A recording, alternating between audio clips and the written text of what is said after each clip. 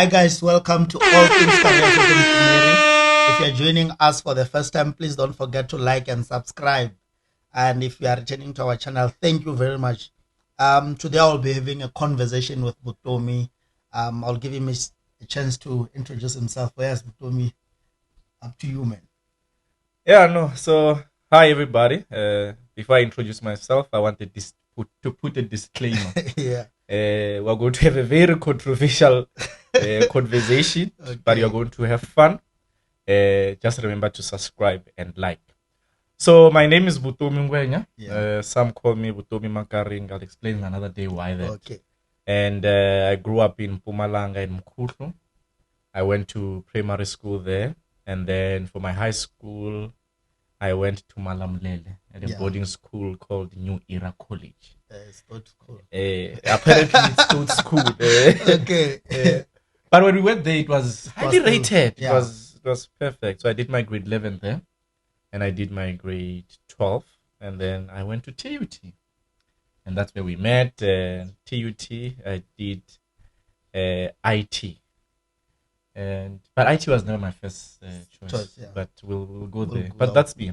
Okay. That's me. So so when you went to New Era, you started grade 8 or grade 11? Grade 11 and 12 only. Okay. Yeah. So now grade 10, and now you have already mentioned that IT was not your your first career. Which one did you wish to do, and what triggered you to think that that would be the suitable, and why did you change and ended up doing IT? Yeah. So I wanted to be a doctor. Oh, okay. I wanted to be the health. I wanted to be a doctor or a pharmacist, But then what happened was, the reason I wanted to be a doctor was because my dad wanted to be a doctor. So I was trying to live his dreams. And he failed to be a doctor. So growing up, I wanted to be a doctor. So even in grade 10, when I chose science, in my head, I wanted to be a doctor. Still in grade 12, I still wanted to be a doctor. I applied Medunsa,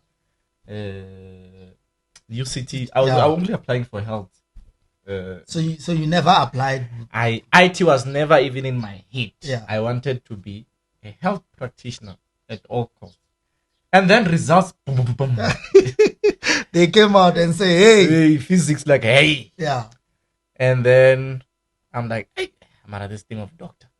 So I must go upgrade my physics. I know.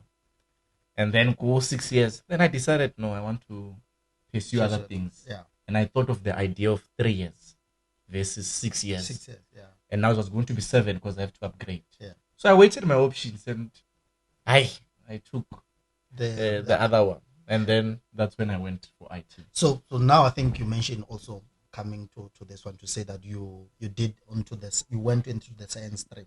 So what motivated you to do the science? Was it only the capacity, or were you passing grade 10, grade 9, or you went to it because in your mind they said you want to do something into health and that's what is required? You don't care if you are passing or you are failing. I'm going for science because I want to be a doctor. So growing up, I used to be very intelligent. Yeah. Very, very intelligent. So I didn't do standard 4, grade 6. Yeah. I was promoted. I skipped. I didn't do grade 9, standard 7. I was promoted. So after my first year in high school, I did grade 8. Yeah. And then grade 9 I didn't do, and then I went straight to grade 10. Yeah. So I was promoted to go boost the science field because I was good at maths and natural science and stuff. So I didn't choose for myself. It was chosen for me. To say when I'm a bright student, then you have to go this way. But if you were given that chance or an opportunity to choose by yourself, will you have stick to it, or will you still have went for a science stream? I would have still have went for science stream with accounting. Oh, okay. Yeah, but because I wanted accounting. Yeah. Yeah, I would have went for science stream with accounting. Yeah. Okay. So now you went to when you were applying, you only applied for the certain streams which you wanted to go. You didn't even consider having a second choice, which is not on the health faculty, to say, you see, for me, I wanted something in engineering, but my first choice was computer system. That was my first choice. But because I thought, maybe if things don't balance in a right way, let me have a second choice. I'll go for IT or I will go for something else. So I think I also applied for law, but I don't know. I'm not given when it comes to articulating myself. I don't know how I was going to do it. But I was just applying for the sake. Let's have a second choice which doesn't require maths or science things to be able to be accommodated. Where now you only went for science, for health first, and without considering a second choice which is different from that path. So I did consider it, but I didn't apply for it. So I considered chemical engineering. Yeah. I considered mining engineering because I was good at maths, and I thought I was intelligent until grade 12. You know? So I considered them, but I didn't apply because I was convicted about this goal that I'm going to fulfill my father's dreams. I want to be a health practitioner. I wanted the white coat. I really did until grade 12. So I thought about other careers. So IT, to tell you the funny story, when I was talking to my mom about IT, she discouraged it. Hey, there's no jobs. They always discourage IT, you know. And now they want. So when I was applying, they were now suggesting nursing. Yeah. This 4-year nursing. And to me, I thought nursing it's a Kelly thing. I'm not going to do this thing. You know? Yeah. So I was always there, health and nothing else. I was convicted. I'm like, no, I want the white coat. So now this one is interesting because now you didn't apply for IT. Then boom, come the results. Now you need to go to varsity. What's the next step now? Because there are quite a lot of people which they don't apply. And you know, if there's something that frustrates me, even till today, if someone calls me 1st of January or after the date when they've released the result to say, I want you to apply for me. You know, I prefer someone to apply. They have a student number and we go and look for a course. I feel like it's better according to my understanding. But if you call me on the first day, say, can you apply for me at TUT? So how did you go about it? Late applications and all those type of things. So lucky when we did it, there were still queues and stuff. Yeah. So there was no online what is it? I think now it's more frustration. Yeah. But I would really advise anyone apply early because I've been there. I felt the pressure. At least you apply. It's just that you applied on a path which you didn't. Yeah. At least, but then I'm saying one thing I want to advise people is that you must balance your applications. Yeah. Apply your UCT, Stellenbosch, Medunsa. So we spoke a lot about IT and business analyst, which might be confusing to others. You know, when you mention business analyst, someone starts thinking of economics, business. You did IT your first year. Did you change to a new course, or was business analyst a specialization within IT? So IT is broad, right? Yeah. So it has about 8 specializations. There's developers, there's multimedia, they design cartoons. Yeah. There's network, they deal with your network fiber and stuff. And then there's business analysis, which is what I chose. And in business analytics, it's mainly informatics. Your job is ready to think technologically, right? So what the developers develop is what I write as a business analyst. So I say, I want a software that will do 1, 2, 3, 4. So they do it. In a case of like there's a client, when it comes, they want to explain things, they come to a business analyst before they don't go to a developer. Yes, they don't go to a developer. Then the business analyst will write those cases and everything to say this what is required. Exactly. Okay. Exactly. So for example, if we put in a practical example, you want to build an app for your YouTube listeners to apply online, right? You and a developer will not talk because a developer understands code. Exactly. So you come to a business analyst and we'll look at your requirements. What do you require? What do you want it to do? And I'll document it in our IT language. So we call it use case. We call it UML diagrams and stuff. And when I give it to a developer, he reads it, he knows what to do. Okay. You see?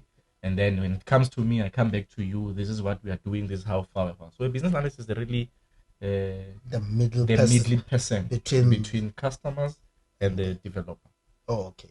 So in that case, now we talk the balance between varsity, your social life, and politics and church. So you were in that space where you didn't want the course where it do 8 to 5. So you went to business analyst, which will be accommodated.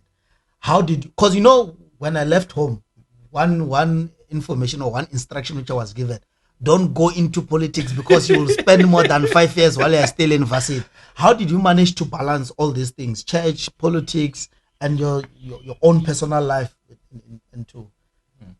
So I think it all comes down to discipline. Yeah. It's really that discipline. Because if you're not disciplined, you won't balance. But a person like me who's driven by conviction and purpose, I had to do all of these things. So I came in, I was in two church, I went to SCO. Yeah. I was the chairperson of SCO. Mm-hmm. I came in, I was into politics. I was the secretary of the campus, secretary general, no bar on your content. You see? And then I was part of drama society. I was part of TUT sports, and then there's my course. It's also demanding, it's IT. So it took discipline, and there's also my own personal life, friends, dating, all of those things, right? You have to balance these things. Yeah. It all came to discipline. It's really that, because if you're not disciplined, you won't be able to maintain, because it's easy to lose, focus. To lose focus, because politics take your entire time. There's meetings during class, there's stuff like that, and there's money involved there also. Hey, there's a lot of money, which we cannot say how much, but there's a lot of money, right? But it's really discipline. And there was, when I started into politics, I also took a knock. Yeah. And I realized when I failed 2 subjects, first time failing in my varsity career, is when I became SRC. I failed 2 subjects. And I'm failing subjects that I am strong at. Then you say that no. You know how I felt? I didn't write the semester test because I was in Stellenbosch in an SRC meeting with other SRC people. Yeah. And I missed the test. And when I came back, I tried to do my SRC negotiations. You think a SRC, you can play around with us. We're not going to do that. And then that's when I realized that the core of me being in varsity is getting the qualification. Yeah. These other things are just additional, right? But for me to succeed in who I am and in my purpose, I need all. Yeah. You see? Because SCO opened opportunities for me. SRC opened build that career, the character, the charismatic, and then, and that's why I was able to lead. And when we go into my career, you'll see how SRC played a role. Yeah. Because in my career, I took leadership positions because it was built in that SRC. Yeah. So it all comes to discipline. There's a lot of things that can mislead you in varsity because it's all happens at the same time. You just have to remember why you are in varsity, and all these other things are just playing to your strengths, and remember to be disciplined and be true to yourself. So I would go to an SRC meeting. Later, I would open my books, study, because I missed class. So now you completed, you did your business analyst, then now you need to go for the first job. Did you get did you start your career in the same field that you studied? Like, remember on IT you have different specialization. Did you went into the same specialization, or you got something different to what you? I got something different. So I've never worked as a business analyst. Yeah. It's knowledge that I have, but I've never worked as a business analyst. And it's tricky. I got an internship for business analysis. Yeah. And they wanted to pay me 3.5. And I got another opportunity to be a technical support consultant. Yeah. And they were paying me 15,000. So you weigh the options. Guys. I understand I love business analysts, my career, but I left it. And I went to support. So in most cases, it means that it's easy for one to do business analyst, but still go and specialize in something else within the same the IT career. It doesn't mean that when you have studied business analyst, it means you are going to you are going to work as a business analyst. Yeah, and that's the beauty of IT. Yeah. So in IT, you can specialize in business analyst, you can specialize in dev, but you can work in any of those 3 fields, any of those 8 fields. I mean. So okay, the other thing I want to ask, the requirements. Because remember, there are APS and all those things which are required in order for one to be able to study IT. Are they the same with the IT as a business analyst, or there is a bit of a difference between the two? So in TUT, the requirements are the same. Yeah. Because TUT says it's information technology, and all of us do the same thing first year. Yeah. And only in your second year, you branch out into the different specializations. So but the APS, same thing. Just IT, yeah. So it means if you are not aware, we did an interview which talks about IT and everything. So if you want to get the requirement and APS, you can also go and refer to that video, and you'll get to know more about that. So now let's talk about your career. You started as a technical Support. Consultant, and then are you still a technical consultant, or how did your career change as times goes, and position which you take, and like how did you go about that one? So disclaimer, I'm God's favorite child. so I started as a technical support consultant, right? But before that, in TUT you have to do 6 months in service training to graduate. When I was doing my in-service training, I was a software tester. Okay. So I was doing software testing. And then my first job after the graduation, I was a technical support consultant. Yeah. And I worked there for a year. And then promotion-wise, I was moved into a customer success consultant. So maybe let's start from technical consultant, and then a bit of what is it? Yeah. So in technical consultant, you really provide technical assistance, right? Support. So anything that is wrong with the software, they call you, you troubleshoot, you sort it out. So you're dealing with clients and helping them troubleshoot based because our software technical consultant, right? So if it crashes, they call you. If they need to add new things, change things, they call you, stuff like that. So that's what I was doing. Oh, okay. Yeah. And then when I was promoted to a customer success consultant, I was now no longer doing technicals. So my role now in customer success was engaging with clients and ensuring that they are getting the best value out of it. Okay. Which is what we studied in business analysis. Yeah. So when they look at me, like, I know you are good with clients. So this is a promotion for you. So I went there. And I worked there for a year. Yeah. And then I went into another company as a technical consultant. So you went back. Yeah, so I went back now. But now is it because I see when I draw the pattern 1 year and then you move 1 year and you move. Yeah. But now you are in the higher position. The title is there. Yeah. And then you want to go back as a technical. Why that change? Some will look at it's as if it's a downgrade. Why do you take that change to go and be? So it wasn't a downgrade. It was money, right? It was motivated by money. Yeah. So, and for me, it was a way that if I get more money for doing something that I know and I love, and I'll start again, So that was motivated. It had nothing to do with title. Yeah. So I think I am that one person. I don't care about title. I care about the bag. So you can make me a cleaner and pay me 1 million. I'll take it now. Yeah. So that's me. So from now you downgraded, but the money is fine. Then going forth, how does the career move? And then going forth, I think I have trends of 1 year. Yeah.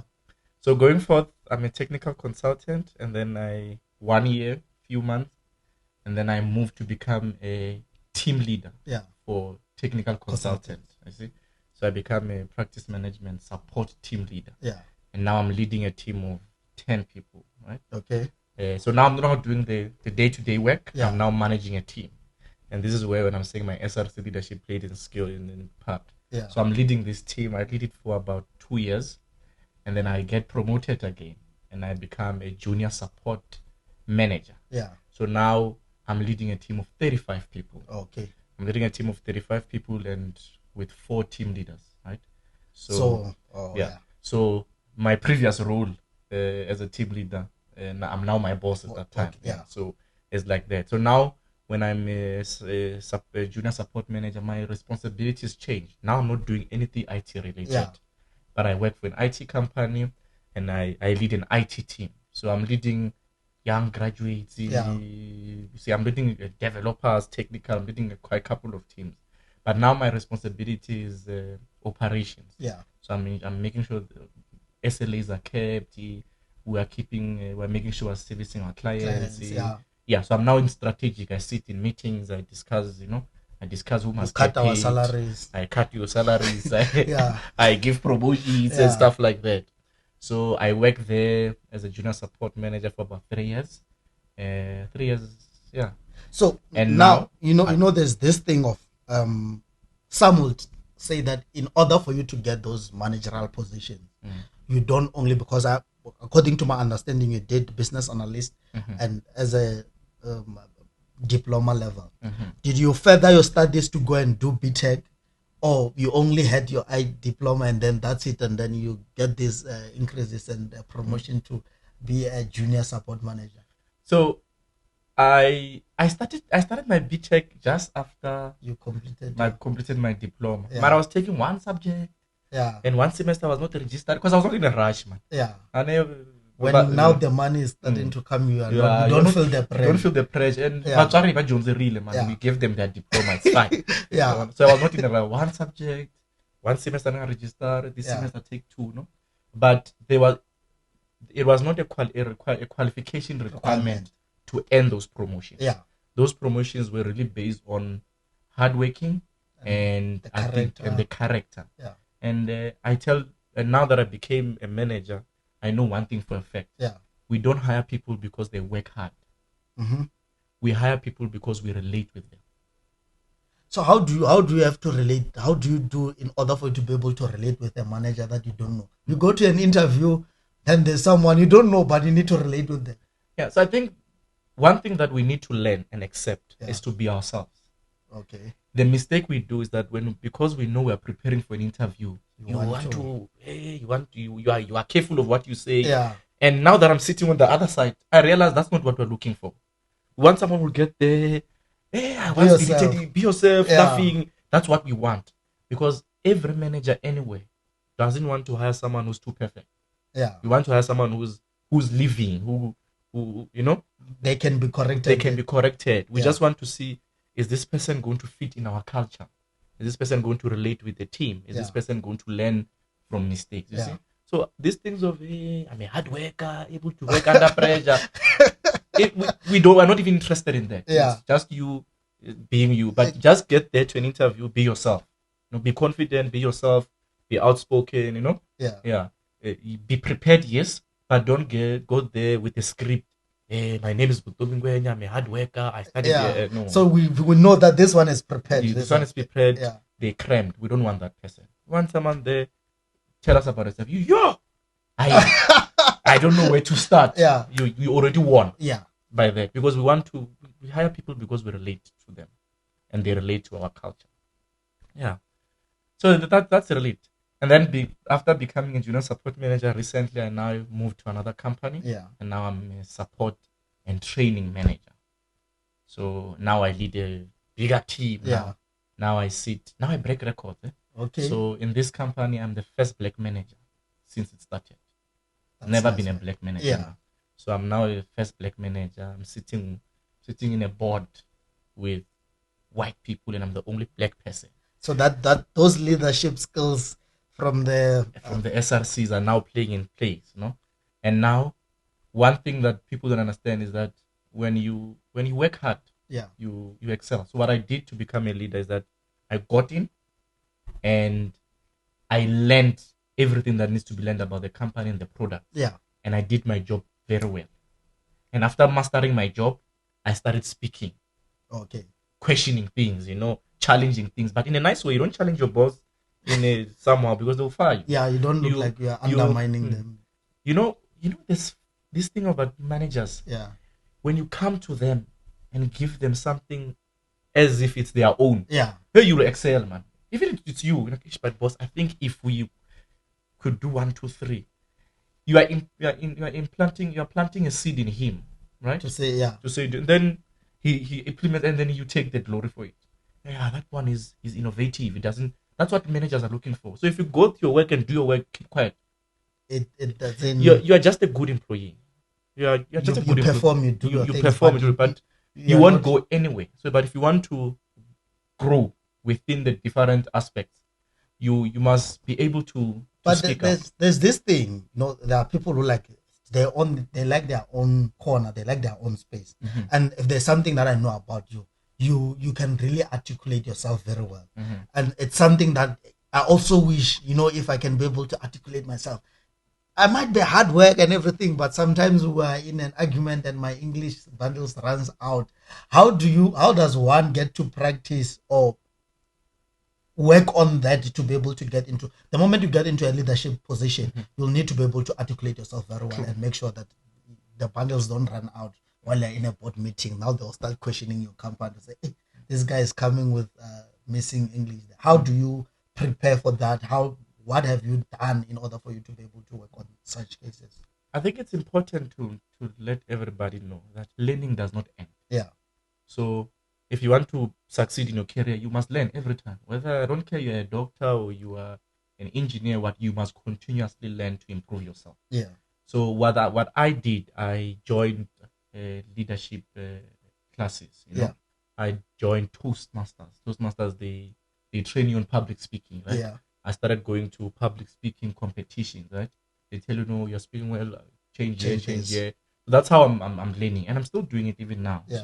So I did a lot of those short courses, how to be an effective manager, how to handle someone who underperforms. So all of those things. So you're continuously learning. And now when IT world, there's Udemy, there's YouTube, you learn every day. So that's what I did. I invested in me and learned a lot of skills.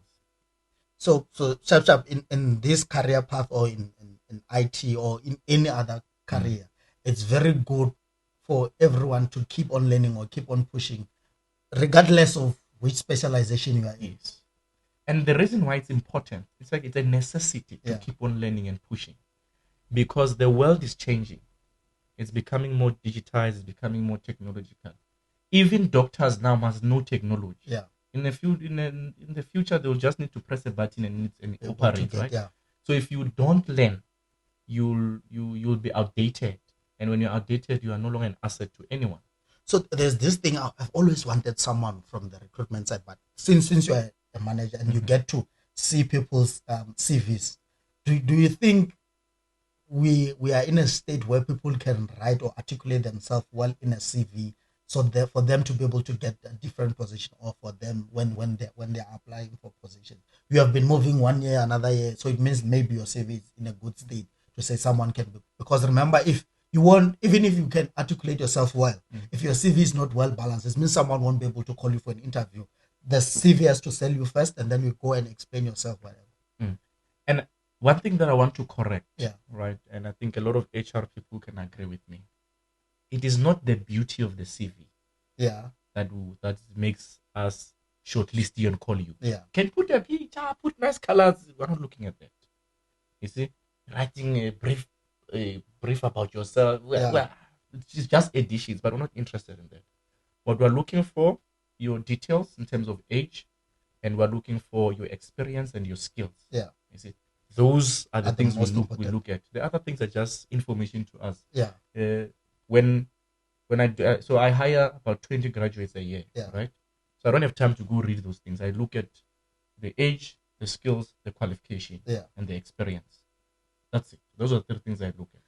So there's this controversial thing. Someone once said that why age is still an issue, whilst if someone can be able to deliver the work. So age is an issue primarily of three reasons, right?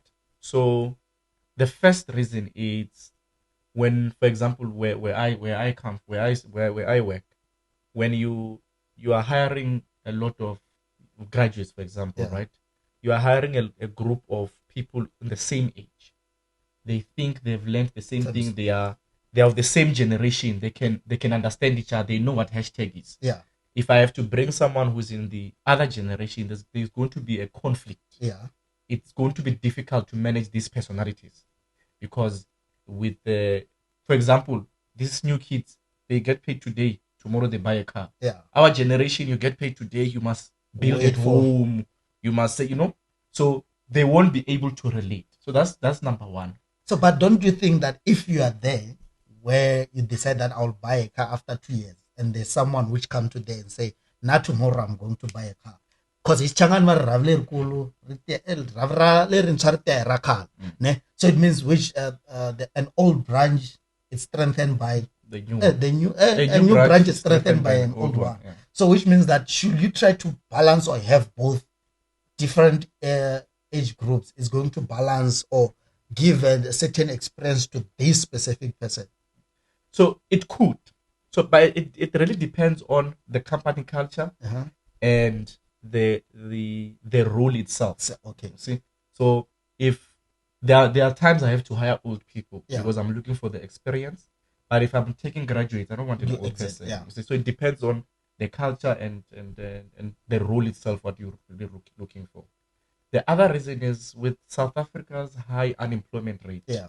There's an age group which is between 18 and 28. Yeah. That's the group that is highly unemployed. Yeah. So as per government instructions, the focus must be that group. Oh, okay. You see, no, that's why this year's programs, so that's why age plays a big issue, because as per government recommendations, these are the groups that you must focus on. So it means it's very important for one to break that boundary in the early ages, because the moment you get to 35, 30 something, it might be difficult for you, because they are also getting the instruction to say, consider this certain age. And this age between you 18 and 25, that age can get away with a lot. Yeah. So when we are recruiting and we have that age, we are not even interested in your experience. Yeah. We hire you. Okay. But when you are now 35, you must come with experience, unless you studied late. Yeah. Then we take into consideration. Okay. We don't really just exclude you. Yeah. We look at but if you studied in 2008, you are applying now. There's something. But if you just started 3 years ago, you are just old. Then we take you. Okay.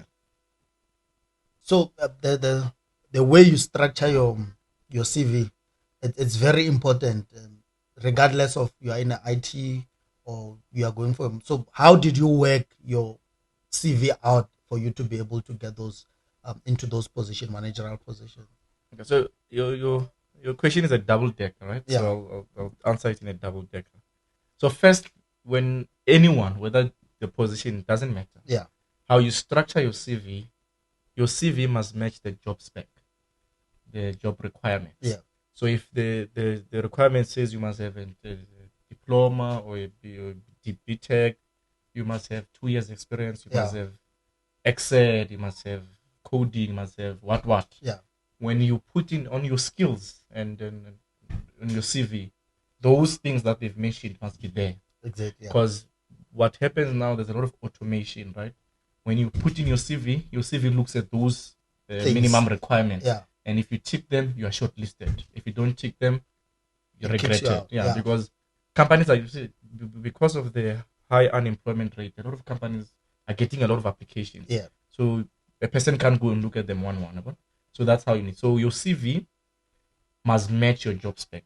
Even if you're applying for the same position, but it's just a different company. Yeah. Go look at the job spec. What are the minimum requirements? Yeah. What are the essential skills? And there's this way that they like Power BI will be advantageous. Yeah. Take it, put it there in your CV. You have Power BI. You have Power BI. And then, you see, those ones I say it will be advantageous. Take it and put it there in your CV. So now when the system check, it gets to know that this person do have this thing, right? Of course, you must not lie, because you will be tested when you are interviewed. So don't just put things because they're there and you don't have them. Yeah. Because you'll be embarrassed in an interview and they say, no, you know Power BI, how do you do 1, 2, 3? Okay, you know? Yeah, so I think sometimes we undersell ourselves just because you feel like, no, man, I did Power BI, it's just something else, but only to find that it is advantageous and you have done it. Maybe you have the basic part of it, so you can include it, but when you have to explain, you need to mention that I did this and this, but I'm willing to learn. Also, that can also open the role or give you the advantage in that case. And another thing that you don't do is, there's this interpersonal skills, time management, work well under pressure, all of those things. Those are just wasting pages on the CV. And the truth, guys, keep your CV as short as possible. Yeah. Because if you're going to upload your CV, it's already 6 pages. Then they must come your qualifications, your what. It's like a 15 document. Who's going to look at it? So keep it as short as possible. Done. Then it's done. But if I have to page, you don't have that time to be able to. They won't. Yeah. We don't have time. So you don't disadvantage yourself. Keep it as short as possible. Remove unnecessary stuff. So the second part of your question: how did I position myself in my CV to get managerial positions? Yeah. So, like I said, my CV always matches my skill, right? But to be a manager, you must have a track record of leading and innovation and stuff. So any person who's applying for managerial roles, the CV is different. So my CV is different from yours, because mine I list on projects that I worked on. Okay. For example, when I became a team leader, the team I found it at this stage, and then I did 1, 2, 3. When I left it, it's at this stage. So that thing must reflect in my CV. So this man is right. So we write something in my CV that innovative projects or special projects. Yeah. And then we put in those things. Yeah. So that's what I did. But to really get managerial position is I just went out there. I studied leadership courses. So in IT, there's two things that you must choose. Yeah. Either you want to be a specialist or you want to be in leadership. Yeah. So I chose the leadership, and because I wanted to be a leader since young, so I started leadership courses and stuff. But at work, they must see these leadership skills. Yeah. And the question is, how do they see it without stepping on people's toes and without looking like you know it all and stuff, right? So you start with the group that you have. You start leading in your team. You start taking accountability, making recommendations, then you move out of your team, right? So the best way to progress in any environment is to have relations with everyone in your team, outside your team. A mere coffee with someone, getting to know them personally helps a lot, because they know you by name. Next time they see you, and let's say you had coffee with someone and tomorrow they are in your panel, you already have an advantage because it's Mpfumeri who loves soccer. Yeah. I say, so people think, you must talk business, you must talk million. No, it's that small. You'll get there, but it's that small. Let's talk about soccer. Hey, I'm Man United. You relate with someone. That's how you build relations. And then from there, you can. And I started by asking a lot of questions. So, how much money do we make as a business? Yeah. To my boss. Oh, this and this and this. Then I went to my boss's boss. Yeah. I saw we did 1, 2, 3. How do you do it? Yeah. Then because one thing that leaders, and I saw it with myself, is that we are feared because of our title. Yeah. And we don't want to be feared. We want to. So when people come, hey, these guys, they are happy, man. So take advantage of it. You ask those questions, and I listen to business talks. I hear, okay, the revenue went down. Yeah. Then I go, when the Minister of Finance spoke, I went to my boss. So how does this affect us as a business? Yeah. Then he gives you, So to him, this boy is what's his name? He's business minded. So in any opportunity, if it comes up, he thinks of me. Yeah. You see? So that's how you position yourself. But at the end of the day, you work hard. That sounds interesting. So now there's titles and there's money. Yeah. Do they go hand in hand? And how did you work it out? Is there money in those type? Because remember, there are those which will go the specialist role. I think we have already highlighted on the other one to say when you go into, you are more into technical and everything, not on the managerial role. How are the finances looking? On this one, do you think money is there, or do you know? You don't have to think. You need to know. You're already look at there. me. I was thin. Yeah. So look at me now. So there's a lot of money. Yeah. A lot, and I want to emphasize that there's a lot of money. Yeah. The problem is, in managerial, when you now move in managerial, you must have a skill of negotiating, because you decide what you want to get paid. Yeah. So, for example, my current job, I had to negotiate how much I want, the benefits I want, all of those things before I signed it. Yeah. Because they want a manager like me, and a manager like me cost. Yeah. This is my rate as a manager, you see? And then it was advantage because they headhunted me. So money is there. I think it's important that when you want to move in managerial roles, learn the skill of negotiating. Okay. Because in that, you have the leverage to negotiate. Unlike when you are just a consultant, this is the offer, take it or leave it. When it comes to that side, if they want you, that means you've got something they're looking for. Yeah. So you negotiate your money. You literally give you a blank check. And you sign it, say this is how much I want, this is how much this is. But you must learn to negotiate, So the thing about negotiating, if you want 500,000, you ask for 680. Okay. So when they go down, in your head you want 500,000, you've made it. Yeah. But when you ask, say how much you want, how much expected. Yeah. You say 680 available to negotiate. Yeah.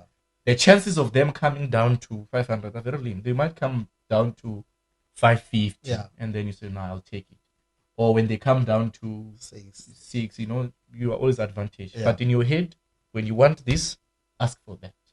So when they negotiate, they think you are agreeing. Yeah. And you were now already you were there. So that's the trick. But money is there. In manager roles, other packages come with shares. Yeah. As per you sign, you get so much shares in the company. They come with a lot of those things. Travel, there's a lot of travel allowance. So I get a lot of travel allowance because I'm always traveling. Yeah. Medical aid, all of those things. I think we have covered for most people who want to be on the IT environment, but on team leading side or on they have that voice, not being technical. What will you say to someone? Maybe they're already in technically, or someone who want to start a career into that IT path in the managerial position, or someone who's doing grade 12 and they feel like, I can go that side, but technically I can only survive for 2 years. Then after I want to be finding myself into a different position. Your last word, something, and advice. So I want to start by saying, as if you want to move into managerial positions, right, be prepared. Yeah. Mentally and emotionally, because you might lead someone who earns more than you. Oh, and as a manager, you'll know, because you see that. Yeah. So if Mpfumeri is a specialist, or he's an expert in this thing, and he reports to me, there's a high possibility that Mpfumeri is going to earn more than me as a manager. Yeah. Because we are paying skills. So I never see that one coming. It happens. So don't think managers earn a lot. Yeah, but it happens in some cases. Yeah, that you manage someone that earns more than you. Yeah. So you must be prepared to take that in, because it's very painful. But he reports to me. Yeah. But you're forgetting that you are paid as a manager. He's paid for his skills. Yeah. So it's one of the. But anyone wants to move in who's already there, be people oriented. I think great managers are made because of people. Yeah. So that's the thing. Be people orientated, work hard, and lead with the team. So don't stand there, give them instructions. Do it with them. Yeah. You see. So when it's bad, I'm on the floor, on the ground with my team, doing the work. If you come to my team, you won't notice that I'm the manager. I even refused an office. I want to sit with my team. Yeah. So lead with them, be people orientated, and work hard. And know one thing as a leader: you will win some battles, you will lose some battles, but you don't stop fighting. You will win some, you lose some, you don't stop fighting, and be driven by solving problems. That's it. So there's something that you mentioned, that if you want to be involved with the manager, we always have the codes to call managers in the office. Abuti, wana timer how. There's always that code. Don't you think now, like when you want to go and be involved in them, you are invading their privacy as employees, which they want to talk about you, anger increase. So you do it strategically. Yeah. So I know, and you must be prepared that as a manager, your team is going to speak about you. Exactly. Both positive and negative. Because as a manager, you make controversial decisions. Yeah. And unpopular decisions. So you must be, right? So when you sit, you're not sitting just like me and this. But I don't have a special office locked. My desk is there, but I can see them. Yeah. They can literally walk to me, and you don't invade them too much. You allow them to be them. So for example, after salary increase talks, I don't sit with them. I go sit there because I want to give them that opportunity to or stuff like that. Because as a manager, you must be able to know that, especially with the money thing, even if it's not you, and I think you must be prepared to balance the two. Because as a manager, you're not only leading people, you are also expected to do company objectives. Exactly. Yeah. So you must be able to balance the two and make them understand. So if I don't give you your salary increase, it's not because I hate you. We don't have money. We don't have money. We always don't have money. I've never heard a company that says we have money, we will give you. Companies always don't have money. No, companies have money. They just prioritize it for something else. Okay. No, I think thank you very much, Vutomi. I think this one is going to touch most people. As long as you report to someone else this one is going to be close. English. That bundles that we were talking about. Yeah. So, but and we forgot something. Yeah. People don't know that I'm young. Yeah. So that forgot something. So that's and as a manager, when you are young, so I lead old people than me. Exactly. Yeah. So now when you have to, I want, you are reminding me that one to say let's not. How difficult is it? We spoke about the one where the salary is higher than yours, but now you find someone who's older, and I think maybe if it's a white person, sorry to bring the race issue. If it's a white person, it becomes easy because you don't have like cultural things. Exactly. But when you are black to black, it becomes a cultural. Now I struggle when I have to go into a working environment, and we have to call each other by names. Because I prefer time. I want some people are my father's age, so and you have to call them by their name. Now you have to go and lead someone who's older than you, and you have to tell me, hey, go and do this and this. How difficult is that? It's extremely difficult, and what makes it difficult is the respectful person that I am, I was raised. Exactly. You see, now I must go tell this man who's like my father to say you are doing nonsense. Exactly. How do I say that? I struggled. So in my first few years in leadership, I struggled disciplining people who are older than me. Yeah. And because they know, they also take that to their advantage. Yeah. So one thing that I've learned is play the ball, not the person. Yeah. Because whether you like it or not, you must address it. You are the manager. It's not going to disappear, and you can't ask someone to go deal it for you. So back then, I would ask my manager, can you join in with me in this session? They love that. You find out another two people receive. This one is afraid to address me. Yeah. So that's why this one is addressing the issue. So I used to do that, but I'm like, I was coached. Now this is how you do it. Yeah. Remember, it's not about the person. It's the ball. So play the ball, not the person. But it's difficult. But I still maintain the respect. Yeah. I still call them Papa. I still call them Master. Yeah. For me, that's I can't call an older person by the name. It's very difficult. Serious. I call them Papa, Booty, all of those. I still do. When we bring it, so one thing that I've learned a skill, when you bring people to discipline them, start with what they're doing great. Yeah. You're doing well here, you're doing well here. And this one is an area of improvement. Yeah. So we can change there and they receive it here. But if you come here, it doesn't sit well, right? But it's not easy. But you learn with time. It's very difficult. Yeah? I think for me, when it comes to addressing, I use the master most. Hey, master, I'll put the name after. Hey, master, man, and then I think that one worked. I feel like now I've respected you a bit. Yeah. No, thank you very much, man. I don't know how to say it, but thank you very much. I'm very sure that this information is going to help someone there. And then, if you're joining us for the first time, please don't forget to like and subscribe. Also, comment on the comment section below. All things careers with Mpfumeri. Pom, pom, pom, pom.